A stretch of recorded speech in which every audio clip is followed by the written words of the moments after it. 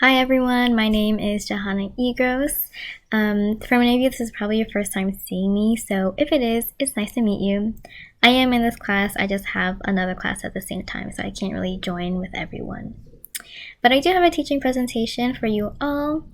Before we begin, I'll just explain the background of my learners. So I chose to do a college age to adult learner class with reader levels between 3 to 4. And the topic of this activity is idioms related to Halloween, just because it's so close and it'd be a fun topic of culture, especially for those living in the US. So without further ado, we'll begin. Before the break, we were introduced to 4 new idioms that are perfect for Halloween. Now, what's important to remember about idioms is that they are not understood literally. So they have a completely special definition that is different from the literal definition. For the rest of our sessions together, we will be looking at these same idioms but in short stories. Before we go on to our short story activity, let's do a quick review of the idioms we've learned already. So for this review, I'll be showing you a picture that shows the literal definition of these idioms. And from this picture, I'd like you to guess what that idiom is. Once you think you know, just raise your hand or you can just shout it out. Alright, so here's our first picture. Let's look at this carefully and then guess the idiom. Yes, Annie. So she says this is stab in the back. Do we all agree or do we have a different guess? I'm seeing some nodding heads, so I guess we all agree with Annie, and you would all be correct. So this idiom is to stab in the back, exactly. Now let's look again at how we can use this in an example sentence or an example context. Annie, since you've answered, could you please read this example for us? Excellent, thank you very much, Annie. Alright, so here again is the idiom. If we look at the entire sentence altogether, we see that this friend or this person can never trust their friend again. So if you can never trust your friend again, does that mean your friend did something good to you or something bad to you? Yes, so they probably did something bad to you. So remembering that, to remember the definition of stab in the back. What's something bad that your friend can do to you? Yep, so maybe they tell lies. What else? Exactly, thank you, Eliana. So yes, stab in the back means to betray someone. So this friend betrayed them, and that's why they can never trust them again. Exactly, so the definition is to betray someone. All right, great job. Let's move on to our second idiom. What is this picture representing? Which idiom matches it? Yes, Alex. Great job, Alex. So he says this is dead on my feet. And how do you know that? Because the zombie is dead, not alive. Exactly. So this idiom is dead on my feet. Great job. All right, Alex, could you please read this example? Great job. Thank you very much. So if someone says you look dead on your feet, that doesn't mean you're a zombie, that you're not really dead, but they're actually saying you look very tired. Exactly. And what are some clues in this example that helps you know that is the meaning of this idiom? This first sentence, yes. So they're giving advice for this person to go to sleep, which means they probably look very tired. Exactly. So again, the definition is to be very tired. And I do want to direct your attention to this word. It's in red. It's different from this word, my. And that's because we're talking about you. So if I was talking about myself, I would say, I feel dead on my feet. Not, I feel dead on your feet. I feel dead on my feet. If we were talking about Eliana, would we say, Eliana looks dead on my feet? No. What is another word we would use instead? Her. Exactly. So Eliana looks dead on her feet. So keep that in mind that my does not stay the same. It does change. Okay? Great job, everyone. Okay, now let's look at our next idiom.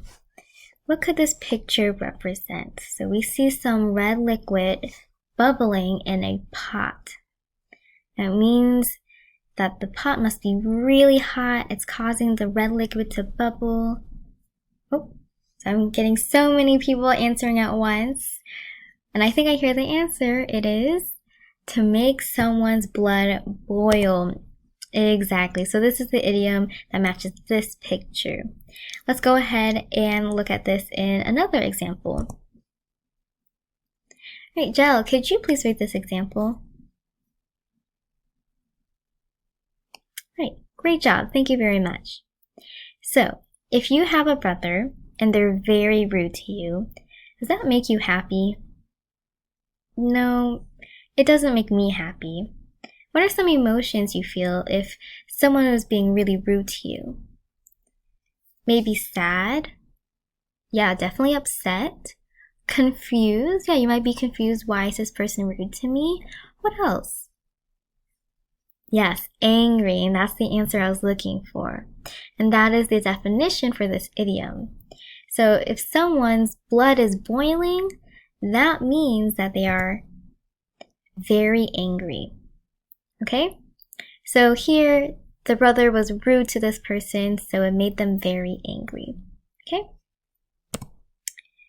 Right, and this is the last idiom for today.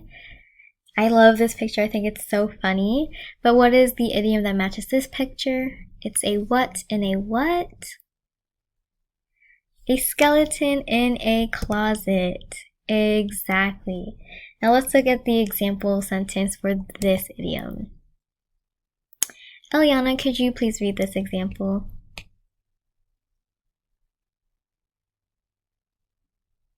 Exactly. Thank you very much. So if you're honest with everyone and you don't have any skeletons in your closet, what could that mean? I don't have any. So if you think of honest, that means the opposite of that is dishonest. So you don't have any lies, maybe? What else? Secrets, exactly. So this person doesn't have any secrets.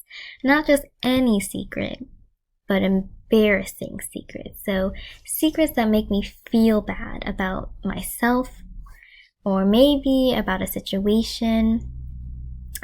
But to have a skeleton in your closet is to have an embarrassing secret. Exactly.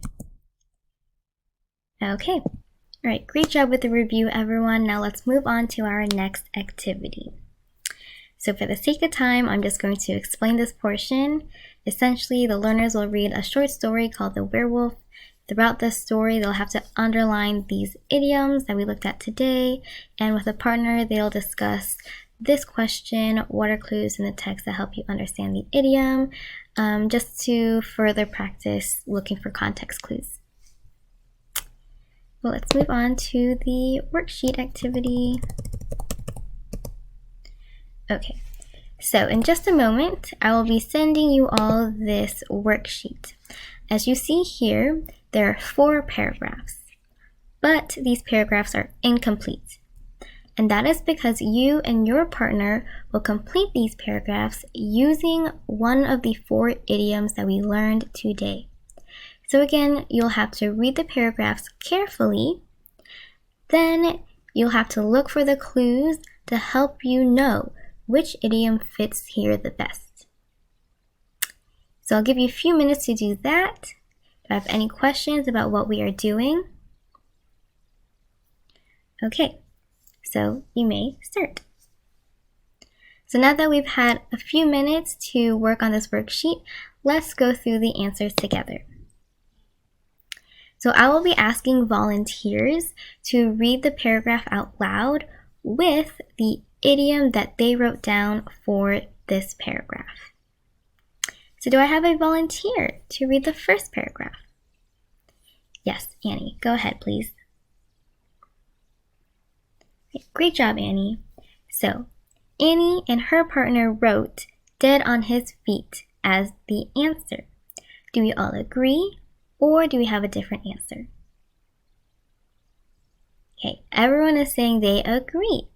Okay, let's remind ourselves, what does "dead on his feet" mean? What is the definition? To be tired, exactly. So, what are clues in this paragraph that lets us know that this person is very tired? Yes, Annie?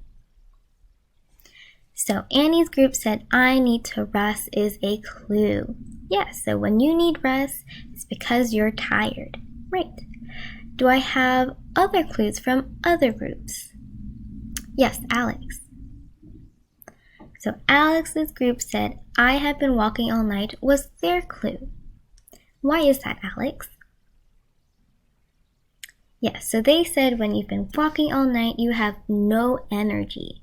So you must be very tired. Right. Great job, everyone.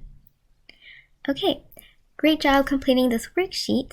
Now let's move on to our last activity for today. So just as a follow-up activity to that worksheet, the learners would choose one of the paragraphs to act as a beginning of their story, and they would have to write an ending to that story using at least one other idiom. But basically that brings me to an end of this presentation. I hope you all enjoyed. I look forward to hearing all of your feedback, comments, and suggestions. Bye. I hope to see everyone soon.